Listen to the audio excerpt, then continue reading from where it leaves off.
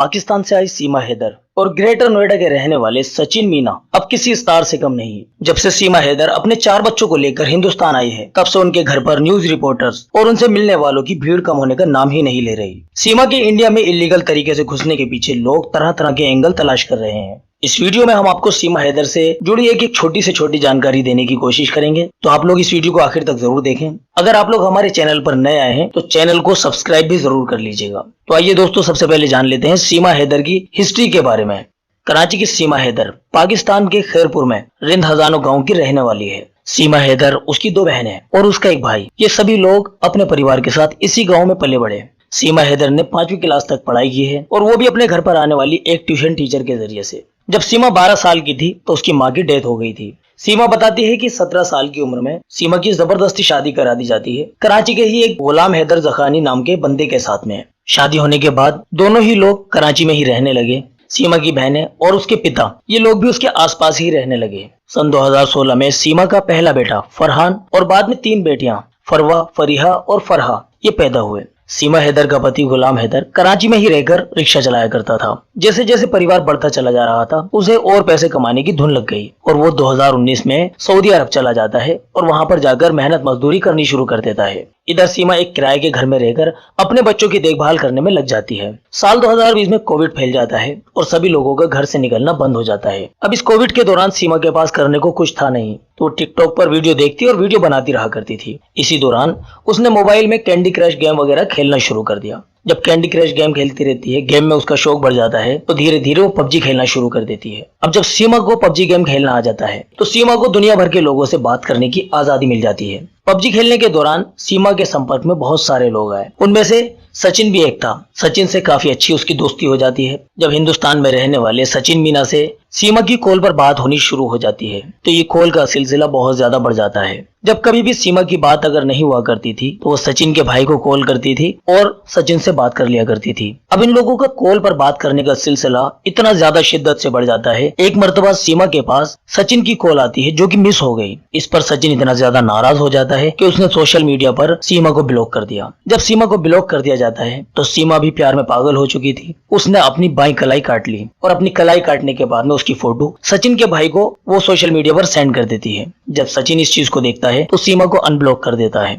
दिसंबर 2020 में सीमा के जो पिता थे, उनकी भी मौत हो जाती है। सीमा बहुत ज्यादा परेशान रहने लगी थी। सचिन उसको मिलकर दिलासा देना चाहता था। उसके बाद इन दोनों लोगों ने गदर फिल्म के बारे में बात करनी शुरू की कि कैसे तमाम परेशानियों के बीच में भारत में रहने वाला एक लड़का पाकिस्तान में रहने वाली लड़की से मिलता है। इसके बाद वो दोनों लोग सभी परेशानियों के बीच में मिलने का फैसला कर लेते हैं। सीमा ने सबसे पहले अपना पासपोर्ट बनवाया और फरवरी 2023 में हमारे हिंदुस्तान के लिए वीजा के लिए अप्लाई कर देती है। जब सीमा को वीजा नहीं मिल पाता, तो ये लोग बहुत ज्यादा परेशान हो जाते हैं। फिर दोनों लोग नेपाल में मिलने का फैसला करते हैं। इधर सचिन 8 मार्च को कश्मीरी गेट से काठमांडू के लिए बस पकड़ता है और उधर से सीमा शारजा होते हुए काठमांडू के लिए फ्लाइट ले लेती है। 10 मार्च को दोनों लोग काठमांडू पहुंच जाते हैं। वहां पहुंचकर सबसे पहले दोनों लोग गदर फिल्म देखते हैं और अगले ही दिन पशुपतिनाथ मंदिर जाकर दोनों ने शादी कर ली। शादी करने के बाद 1 हफ्ते तक वो दोनों ही लोग पति पत्नी की तरह काठमांडू में रहते रहे। इधर सीमा ने अपने माथे पर सिंदूर लगाया और हिंदुस्तानी पहनावे के साथ में उसने फोटो खिंचवाई और उसके बाद इंस्टाग्राम पर वीडियो अपलोड कर दी। उसके बाद वो आपस में फैसला कर लेते हैं कि हम लोगों को हमेशा एक साथ रहना है, और फिर वो वादा करके पाकिस्तान के लिए वापस हो जाती है। कराची लौटने के बाद सीमा सबसे पहले एक एजेंट से मिलती है और उससे घर बेचने की बात करती है। जिस घर को बेचने की वो बात करती है, वो सीमा के नाम पर ही खरीदा गया था।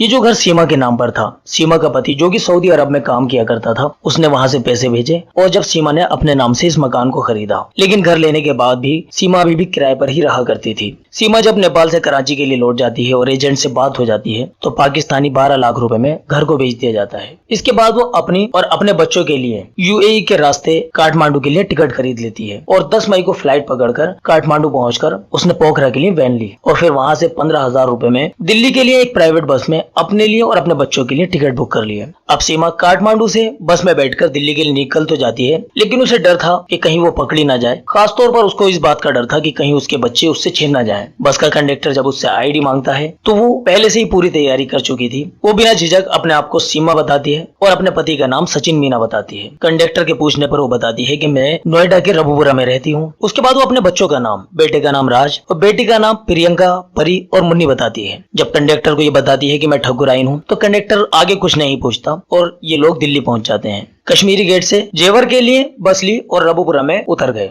जहां पर सचिन उनका इंतजार कर रहा था। सीमा के वहां पहुंचने से पहले ही उसने सारी तैयारी कर रखी थी। उसने अपने घर के करीब 1 किलोमीटर दूर किराए पर एक कमरा पहले ही ले रखा था। जिस कमरे को वो लेना चाहता था उसका मकान मालिक उसे कुआरा समझकर किराए पर मकान देने को मना कर रहा था, लेकिन वो भरोसा दिला देता है कि वो शादीशुदा है। वो बताता है कि मेरी पत्नी बुलंदशहर गई और मैंने अपनी पत्नी को और बच्चों को बुलंदशहर से बुलाया। इसके बाद वो करीब 1.5 महीने तक एक साथ रहते हैं। दिन भर सचिन परचून की दुकान पर काम करके शाम को अपने पिता के घर पर आ जाता और रात को सीमा के पास चला जाता था। इसी दौरान सीमा के पड़ोस में रहने वाली महिलाओं से उसका परिचय हो जाता है, लेकिन किसी को भी उस पर शक नहीं हुआ। लेकिन फिर भी बच्चों की पढ़ाई की जो चिंता थी उनको सताई जा रही थी। लिहाजा पहचान पत्र बनवाने के लिए 19 जून को बुलंदशहर के ही एक वकील से वो लोग बात करते हैं। सचिन ने वकील को बताया कि वो एक मुस्लिम महिला है और उससे शादी करना चाहता है। इस पर वकील भी बोल देता है कि स्पेशल मैरिज एक्ट के तहत उसे शादी करने में कोई दिक्कत नहीं आएगी। लेकिन जब उसने सीमा के दस्तावेज देखे कि वो पाकिस्तानी है, पाकिस्तानी पासपोर्ट वगैरह देखकर वो दंग रह गया और उसने पुलिस को सूचना दे दी। अगले ही दिन रबुपुरा की अंबेडकर नगर कॉलोनी में जब तक पुलिस उन्हें पकड़ने के लिए पहुंची,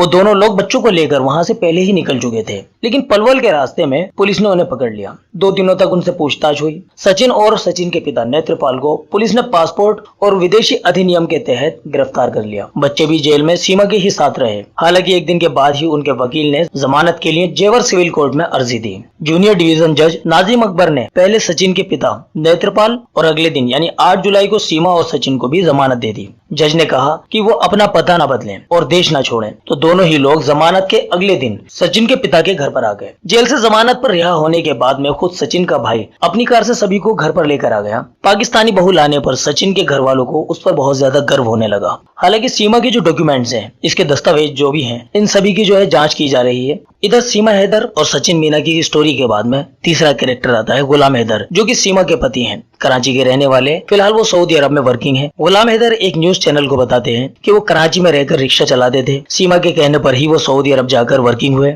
जब वो सऊदी अरब में रह रहे थे तो सीमा हैदर किराए पर रहने से बहुत ज्यादा परेशान थी। उसने अपने पति से कहा कि मुझे परेशानी हो रही है, तो किसी तरह से गुलाम हैदर ने कुछ पैसा इकट्ठा करके 16 लाख रुपए की रकम सीमा हैदर को दी कि वो अपने लिए मकान खरीद ले। जो मकान सीमा हैदर बेचकर यानी 12 लाख रुपए का बेचकर हिंदुस्तान गई थी, गुलाम हैदर का कहना है वो मकान सीमा को उन्होंने खरीद कर दिया था, जिससे कि वो अपने बच्चों के साथ में सुकून से रह सकें। गुलाम हैदर का कहना है कि अभी कुछ महीने पहले ही सीमा ने 3 लाख रुपए उनसे लिए थे। और एक इंटरव्यू में सीमा भी बताती है कि जब वो सचिन मीना से मिलने के लिए नेपाल गई थी तो इस पूरे मिलने के दौरान उनके पास से तकरीबन 3 लाख रुपए खर्चा हो गए थे। गुलाम हैदर का यही बताना है कि वो कुछ महीने पहले 3 लाख रुपए अपने शौहर से ले चुकी हैं और उन्होंने 70,000 रुपए का एक मोबाइल इंस्टॉलमेंट पर भी वहीं पाकिस्तान से लिया है। इसके बाद गुलाम हैदर और भी काफी सारे खुलासे करते हैं, जिसमें उन्होंने अपनी मैरिज सर्टिफिकेट के साथ साथ एक एफिडेविट भी दिखाया। एफिडेविट के जरिए से भी पता चलता है कि सीमा हैदर ने गुलाम हैदर से लव मैरिज की थी। वो बताती हैं कि उनके माता पिता लालची थे, वो उनकी शादी किसी आवारा लड़के से करना चाहते थे और इस बात से परेशान होकर सीमा गुलाम हैदर से शादी कर लेती है। इन दोनों लोगों ने कोर्ट मैरिज की।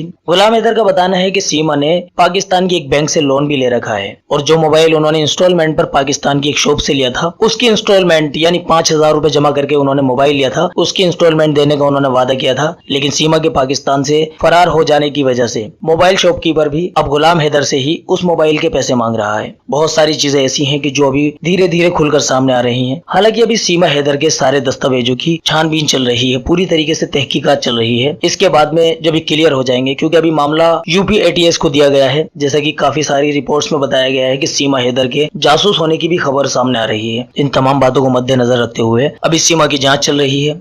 दोस्तों, इस पूरी कहानी को सुनने के बाद में आपके मन में क्या विचार आता है, आप इस बात से क्या इत्तेफाक रखते हैं, हमें कमेंट करके जरूर बताएं। चलिए दोस्तों, मिलते हैं फिर किसी और वीडियो के साथ में। तब तक के लिए आप हमें इजाजत दीजिए।